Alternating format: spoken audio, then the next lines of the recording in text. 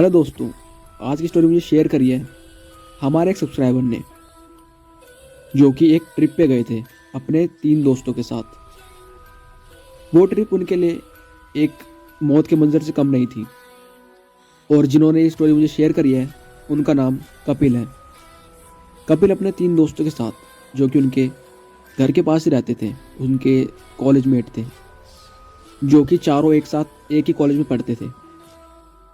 ये लोग एक अचानक से प्लान बनाते हैं। ये लोग कॉलेज में अपनी क्लास खत्म होने के बाद ऐसी बात कर रहे थे हंसी मजाक में कि हमें यार घूमने चलना चाहिए कहीं पे। तो उनमें से कपिल बोलते हैं कि ऋषिकेश चलते हैं, मेरा बहुत मन है ऋषिकेश जाने का। तो बाकी के 3 लोग, उनमें से एक लड़की थी और 2 लड़के, वो लोग भी एग्री हो जाते हैं। वो बोलते हैं कि आज रात ऋषिकेश के लिए चलते हैं। तो पहले तो उनमें से जो 2 लड़के होते हैं वो मना करते हैं कि आज नहीं, कुछ दिन बाद चलते हैं। लेकिन कपिल ने और उस दूसरी लड़की ने, जिसका नाम था निधि और कपिल ने उन दोनों को मना लिया। ये लोग कपिल की गाड़ी में रात के समय करीब 7:30 बजे अपने घर से ऋषिकेश के लिए निकल जाते हैं। ये लोग जब जा रहे थे तो सब कुछ अच्छा था। ये लोग हंसते खेलते हुए गाड़ी में हंसी मजाक करते हुए निकल जाते हैं ऋषिकेश की तरफ। ये लोग जब ऋषिकेश पहुंचते हैं तो रात के करीब 2 बज चुके थे। ये लोग ऋषिकेश तो पहुंच जाते हैं और अपना होटल भी रेंट कर लेते हैं, जो कि उन्होंने पहले ही प्री बुकिंग करा लिया था अपने घर से निकलते समय। तो ये लोग होटल में अपना बैग वैग रख के फ्रेश होके ये सोचते हैं कि अब तो सोने का टाइम है नहीं, रात के 2:30 बज चुके हैं। तो ये चारों लोग डिसाइड करते हैं कि हम ऋषिकेश चलते हैं, गंगा किनारे वहीं बैठेंगे और थोड़ा सुकून लेंगे। तो ये चारों अपने होटल से गंगा किनारे के लिए निकल जाते हैं। इन लोगों के होटल से गंगा किनारे का रास्ता करीब 1.5 किलोमीटर का था। तो ये लोग रात के समय पैदल निकल जाते हैं।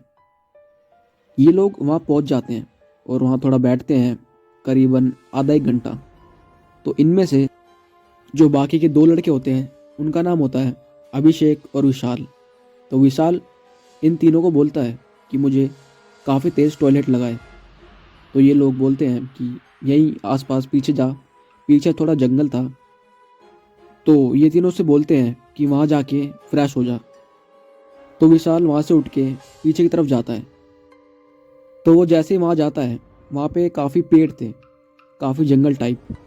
वो अंदर जाके वहाँ टॉयलेट करने लगता है। तभी उसको जंगल के पास से एक आवाज़ आती है।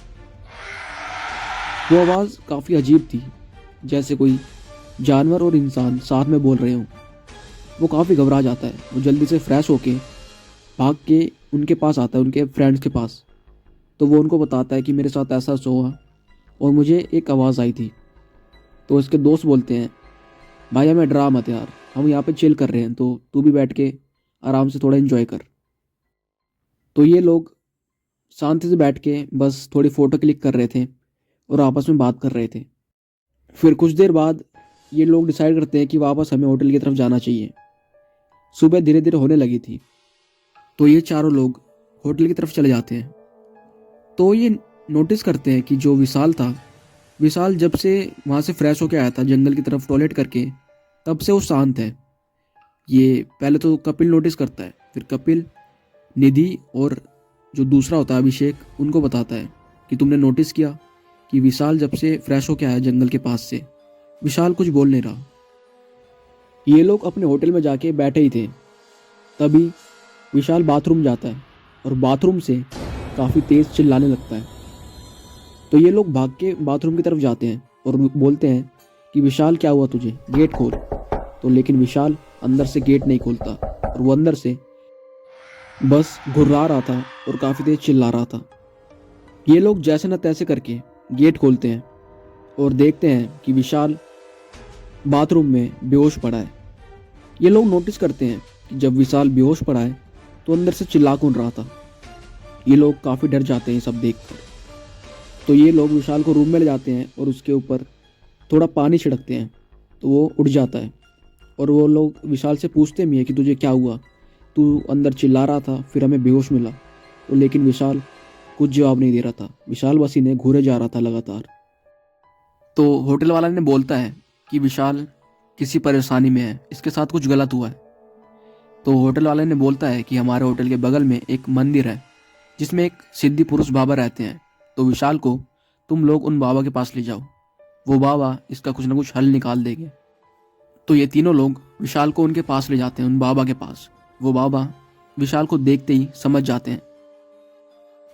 बाबा उन चारों को मंदिर में बैठाकर हनुमान चालीसा का पाठ करते हैं। तो उस हनुमान चालीसा के बाद विशाल थोड़ा थोड़ा होश में आने लगा था। तो बाबा उनसे पूछते हैं विशाल से कि रात को तुमने किसी को देखा था? तो विशाल बोलता है कि जब मैं टॉयलेट करने गया था गंगा किनारे उस जंगल की तरफ, तो वहाँ पे मुझे एक आवाज़ आई थी अजीब सी। मैंने इन तीनों लोगों को बताया था कि मुझे एक आवाज़ आई है, पर इन्होंने उस चीज़ को इग्नोर कर दिया था। बाबा जी विशाल को थोड़ा सा गंगा जल पिलाते हैं और विशाल के हाथ में एक कलावा बांध देते हैं। इन सब चीज़ों के बाद विशाल बिल्कुल ठीक हो चुका था। बाबा ने बस एक ही बात बोलते हैं कि रात के समय ऐसे खुले में ये सब नहीं करना चाहिए, आगे से ध्यान रखना। उसके बाद विशाल और उसके दोस्त ट्रिप एंजॉय करने लगे। ये लोग बस ध्यान रखते थे कि आगे से हम कोई ऐसी गलती ना करें जो हमारे ऊपर पूरी ज़िंदगी भर के लिए भारी पड़ जाए।